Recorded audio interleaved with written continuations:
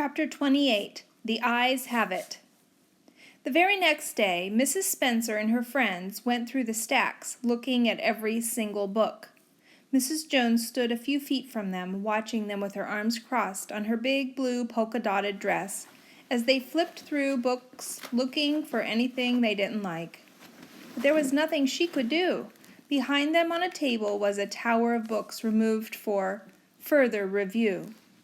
I guess Mrs. Spencer didn't like Mrs. Jones' author visit stunt very much.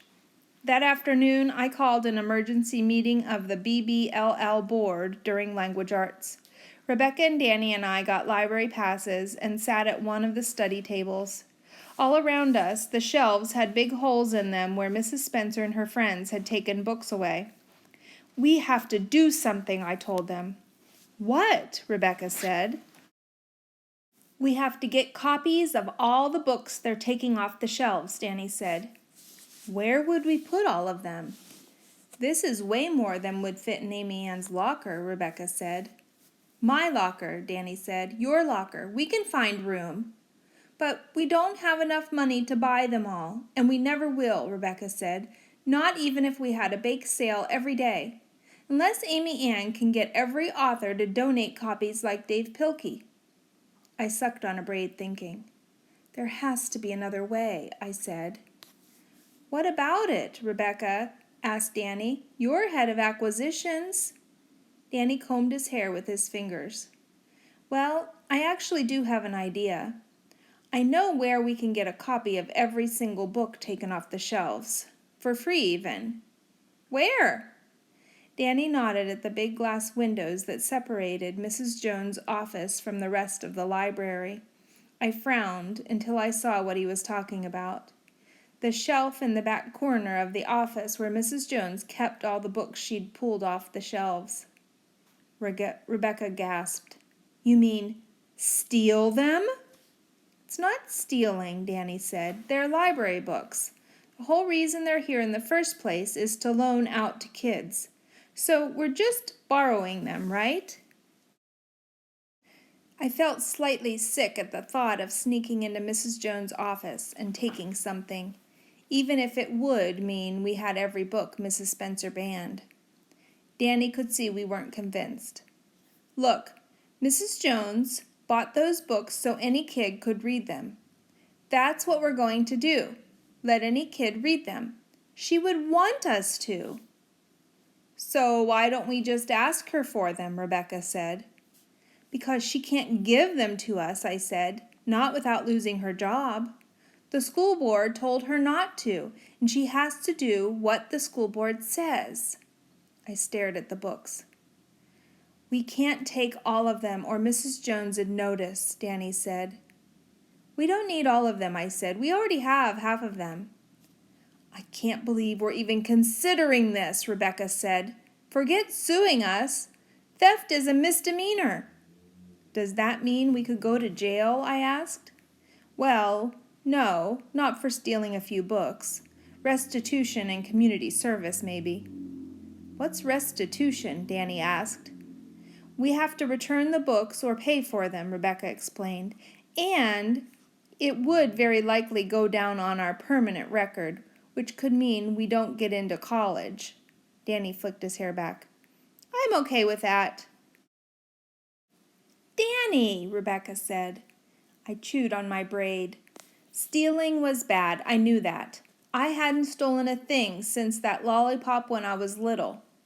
But banning books was worse. "I make a motion to borrow the books we don't already have in the BBLL from Mrs. Jones' office," I said. "Second," Danny said. "All those in favor?" I asked. "Aye," Danny said, pulling an eyelid down with a finger. I looked at Rebecca. "You don't need my yes," she said. "You've already got enough votes." "You don't have to help if you don't want to," I told her. Rebecca sighed. "Well, if we get into trouble, I do know a good lawyer." "The ayes have it," Danny said, standing. "Let's do this." "What, now?" Rebecca said. "Sure," he said. "What are we waiting for? Helen to come?" Wait, I said. "First of all, Mrs. Jones is at the front desk." so we'll distract her, Danny said. And, I said, there's an alarm that goes off if you try to take a book out without checking it out, remember? Oh, Danny said, how do we get around that? Chuck 'em over? I doubted that would work, and I could just see myself trying to catch books out in the hall as Danny tossed them over the scanners. If it was anything like trying to catch a football in gym class, there would be busted books all over the floor. The only way we were going to be able to get away with it was to run the books over that machine at the front desk that demagnetizes them, or whatever it did. For some weird reason, that made me think of the picture Trey had drawn for the right to assemble, with a person holding a sign up that said, "Magnets, how do they work?" "We'll use the thing at the desk," I told them. "The thing Mrs. Jones runs books over so the alarm doesn't go off. But that means we need a long distraction." "I got this," Danny said. He pulled a book off one of the shelves around us, opened his messy backpack, and buried it as far down inside as he could. "What are you going to do?" Rebecca said. He hefted his backpack onto his shoulder and headed for the door. "I'm going to set off the alarm." Rebecca and I hurried around the aisle to where we could watch the entrance and the front desk. My heart was in my throat. I couldn't believe I was about to do this.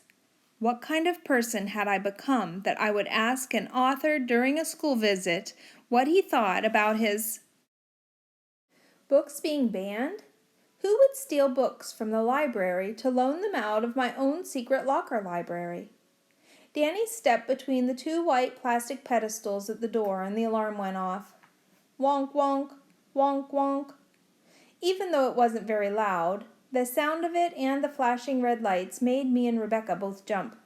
Danny jumped too, even though he'd been expecting it. Mrs. Jones stirred from her seat at the front desk. "Danny, do you have a book in your backpack you haven't checked out?" Danny flicked his hair out of his eyes.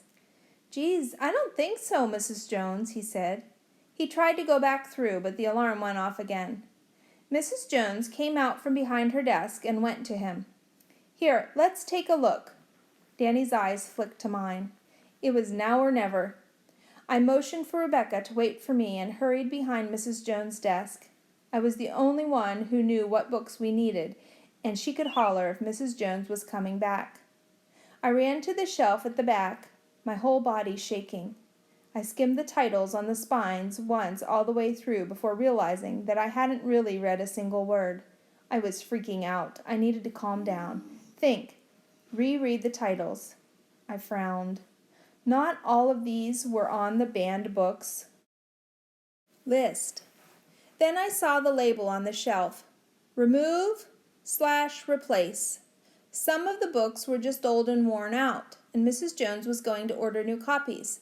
That would help disguise the fact that I'd taken a few. I glanced over my shoulder. Rebecca glanced at Danny, who I couldn't see, and back to me. Her eyes told me to hurry, but not to run. "Are you there, God? It's me, Margaret." "Matilda." "Love you bunches." "The Midwife's Apprentice." "Harriet the Spy." "The Great Brain." "More Adventures of the Great Brain." "And Tango Makes Three." "The Diary of a Young Girl." "The Giver." "In the Night Kitchen." "Coraline." "The Golden Compass." "The Face on the Milk Carton." "A Day No Pigs Would Die." I went through the list in my head, ticking off all the books that didn't already have little green marks on the sheet hidden behind the "Go Eagles, number 1" sign on my locker. When I was finished, I had a stack that reached up to my chin. I hurried back out to the front desk with them. I was shaking so bad I was sure I was going to trip and spill all the books. I made it to the front desk just as the books were tipping over, but Rebecca helped me to catch them. I glanced over at the entrance. Danny was there on the floor, pulling things out of his backpack one at a time for Mrs. Jones. "There's that language arts assignment," he said. "I meant to turn that in. And hey, I've been looking for this hairbrush forever." "Hurry," Rebecca whispered. I took the first book to the demagnetizer thing. I didn't really know how the thing worked. Did you have to push a button or something? I I didn't see any buttons on it. Instead, I just did what Mrs. Jones always does. I stuck the spine of the book into the corner of it and moved it around. The machine made a little sound, bonk, and a light lit up green. Success! I let out a big breath I hadn't realized I'd even been holding. I shoved the book at Rebecca, glanced over at Danny. He pulled a plastic food container out of his backpack. "Oh, man, what's growing in that?" he said. I hurried and rubbed more books over the machine. "My backpack's full," Rebecca said when I'd gotten about halfway through. "Go, go," I told her, and she jog-walked toward the door. Took a second to watch her go, half afraid Mrs. Jones would somehow psychically know she had the banned books in her bag, and half afraid I hadn't demagnetized them the right way. Rebecca probably had the exact same fears, because she slowed down when she got to Danny and Mrs. Jones. Mrs. Jones had lost her patience with Danny and was looking in his backpack for him. Rebecca shot me a last look and skipped through the alarms. It didn't go off. Rebecca was out. "Here we are," Mrs. Jones said, pulling a book from Danny's backpack. "Bigwig, A Little History of Hair," Mrs. Jones read. "What?" Danny said. He flicked his hair out of his eyes so he could read it. "Oh, yeah, it's for a project I'm doing about hair." "Well, you'll need to check it out if you want to take it from the library," Mrs. Jones said. Danny looked my way in panic. I still had a small stack of books to demagnetize. I took a handful of them and stuck them in the machine all at once. The light lit up green. Took the other handful of them and did the same thing. Green. I would just have to hope it took care of all of them. I piled the books in my arms and scurried out from behind the desk, just as Mrs. Jones and Danny came over. She hadn't seen me. Now to just stuff these in my backpack But my backpack was already full. It was filled to the top with all the textbooks that wouldn't fit in my locker. What was I going to do? I looked at the clock. I had to get back to class. Danny was already gone from the front desk. With no other choice, I slipped on my backpack, turned the books around so the titles all faced me, and headed for the exit. Just a few more steps, and then I remembered that I had demagnetized the books in handfuls. Were they all clean, or would one of them give me away? I held my breath again and stepped between the sensors. Nothing! I was free! "Amy Ann," Mrs. Jones called. I froze. She knew I'd heard her. I couldn't pretend I couldn't. I turned. "No goodbye," Mrs. Jones said with a smile. I let out a sound that was something between "Oh!" and a frog croaking, then managed a wimpy little "goodbye" before hurrying away.